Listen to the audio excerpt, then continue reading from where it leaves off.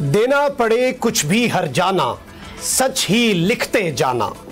मत घबराना मत डर जाना, सच ही लिखते जाना। बातिल की मुंहजोर हवा से जो ना कभी बुझ पाए, वो शम्मे रोशन कर जाना, सच ही लिखते जाना। पल दो पल के ऐश की खातिर क्या दबना क्या झुकना, आखिर सबको है मर जाना, सच ही लिखते जाना।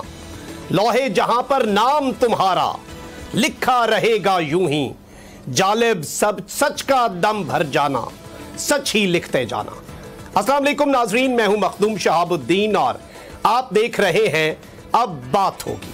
नाज़रीन किराम, अब बात होगी पाकिस्तान के अंदर इस वक्त मौजूद जंगल के कानून की।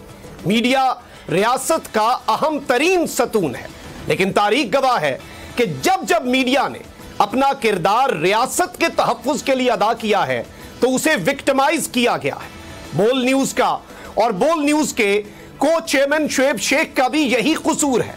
कसूर यह है कि हक और सच की आवाज़ बने हैं।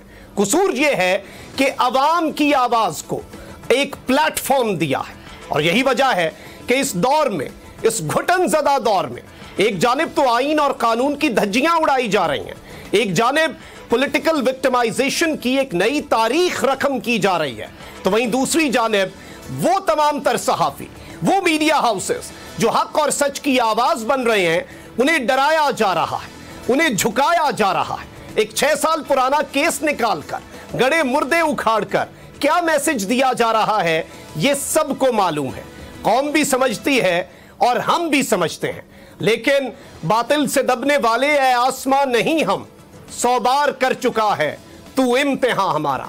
हम डटे रहेंगे, हम डटे हुए हैं और इंशाअल्लाह अवाम की मोहब्बत के साथ हम आगे बढ़ेंगे और हक और सच और हकीकी सहाफत का ये सफ़र हमेशा जारी रहेगा।